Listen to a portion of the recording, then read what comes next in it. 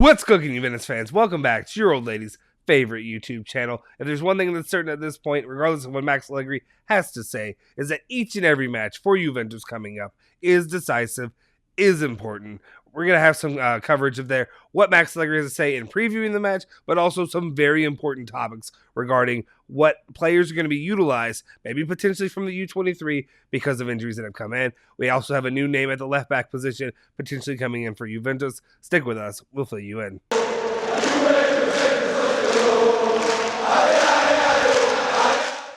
Ciao ragazzi, welcome back to the Bianconeri Zone. My name is Justin Sofro. Today it's Friday, February 25th, 2022. And of course we have your latest rundown of all things Juventus, all the news that you care about each and every day as quickly as possible to get you in and out and about your day. Before we do anything though, make sure you hit that like button, smash that subscribe button, and also hit that bell icon to stay notified for all of our latest videos. But you know what? Without further ado, let's just dive into it. What do you think about that?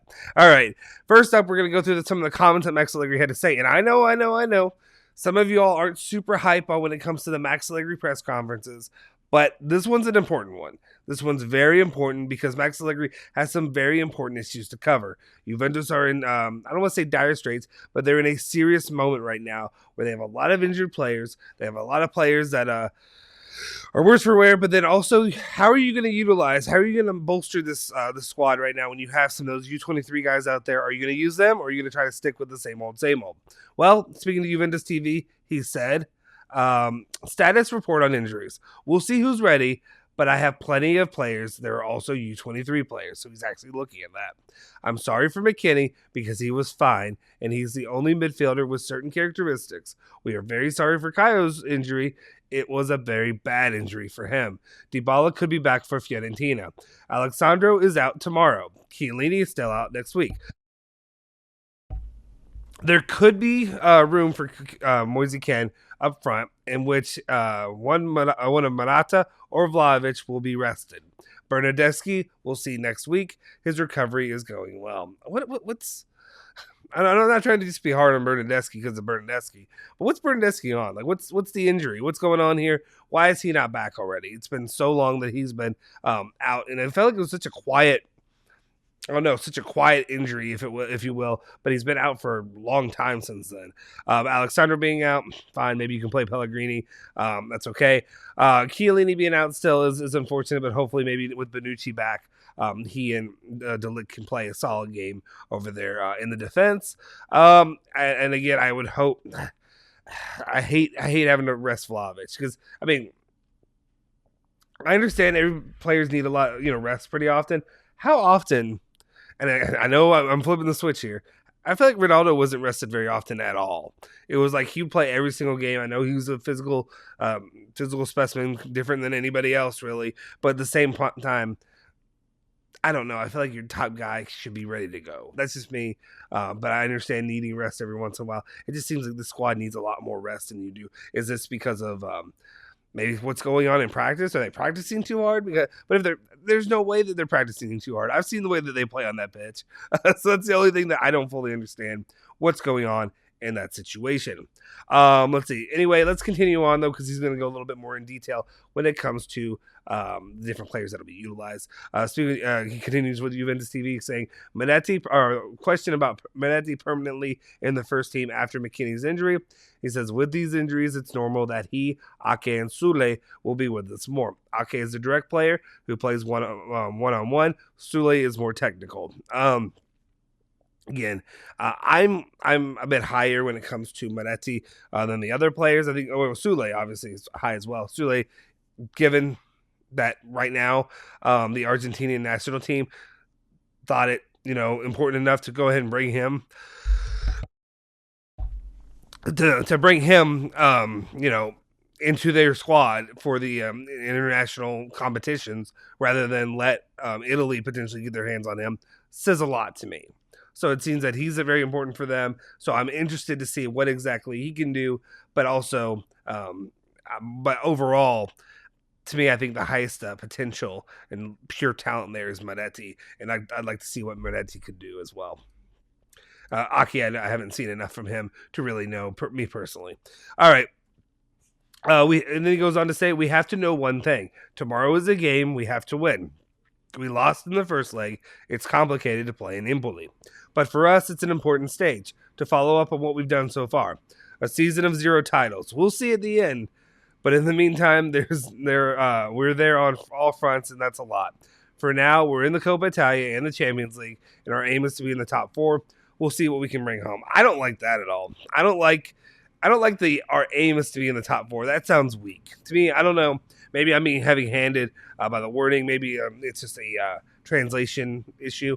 But I don't like our aim is to be in the top 4. It's like we should be, and I demand that we'll be in top 4 is what I want to hear from my coach. But otherwise, yeah, you're still in the Champions League. You're still in the Coppa Italia. Coppa Italia really seems to be your only one that you really have the best opportunity to end up bringing a trophy in. So we'll see how that goes. All right, continuing on. He says, with 85 points, you win the championship. So if the top 3 are playing for it, we can't get there. The team is performing at its best, but we still have to play better in the game management. In possession, against Villarreal, we played hastily, giving up possession. In that case, we need to be more calm. Why are we not scoring enough goals? We need to be more calm in the choice of the last pass. So obviously some very important aspects there of the way they need to play. We'll see if they actually are able to do any of that. All right. Continuing on, he goes on to say, in the first leg against Empoli, we conceded a goal when we were doing well, and we got disunited. Empoli are carefree because they have no problems with the league table. The team has made a very good step forward in understanding how to hit the opponents at their weak points, so the match against Empoli will be totally different from the one against Villarreal. Kean, if he plays tomorrow, will have to play a good game and put himself at the disposal of the team. When you're playing at a high level, you mustn't give your opponent a chance to get back in the game, and on Tuesday, that happened. So,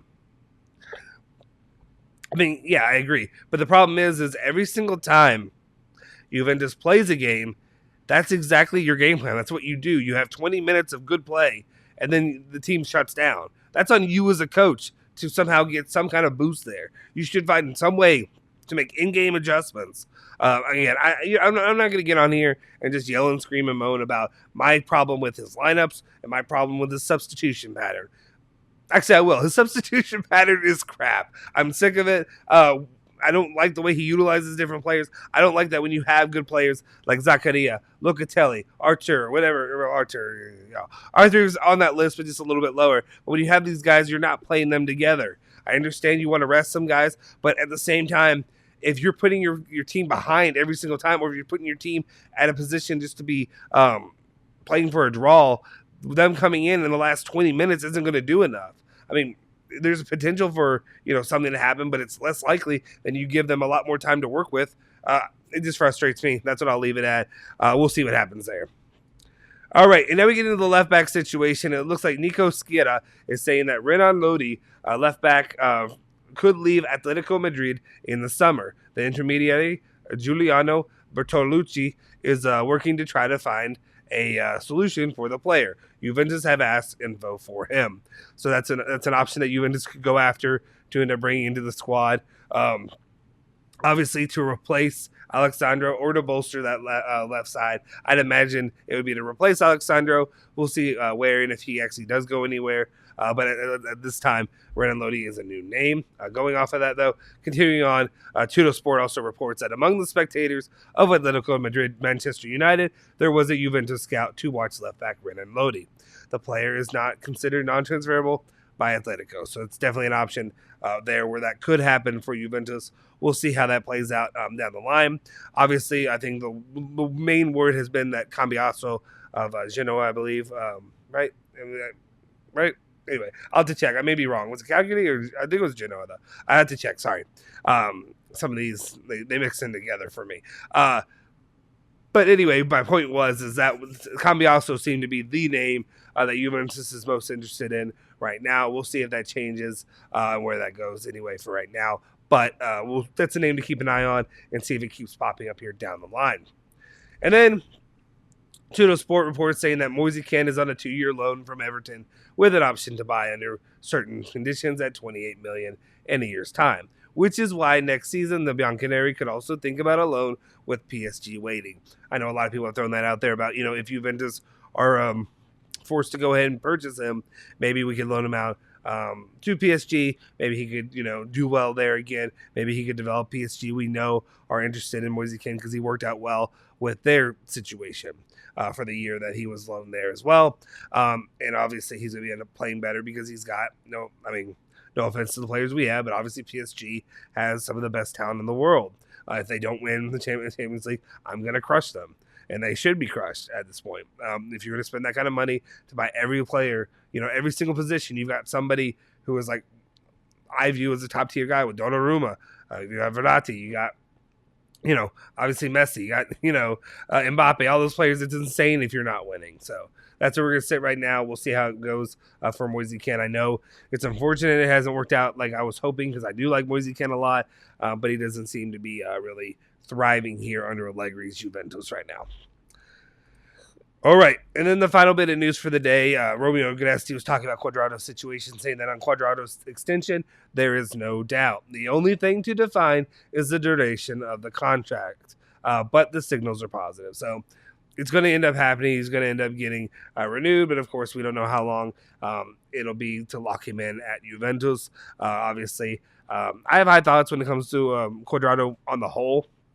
But as of late, he's struggled really to do what he does best, which is creating for guys, passing. Or when I say passing, I mean crosses, delivering anything to really help create something for guys. He's usually so good at crossing inside the box, and he really has struggled here lately.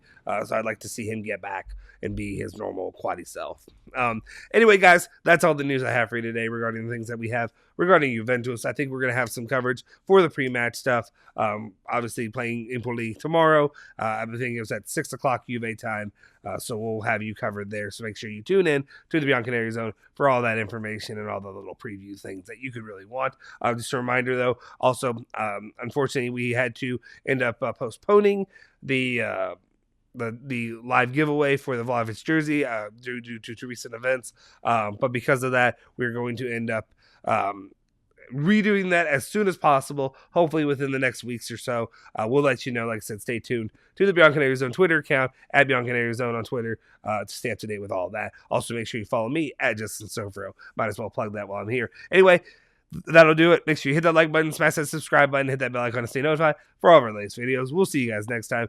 Forza Juve, Forza Bianconeri.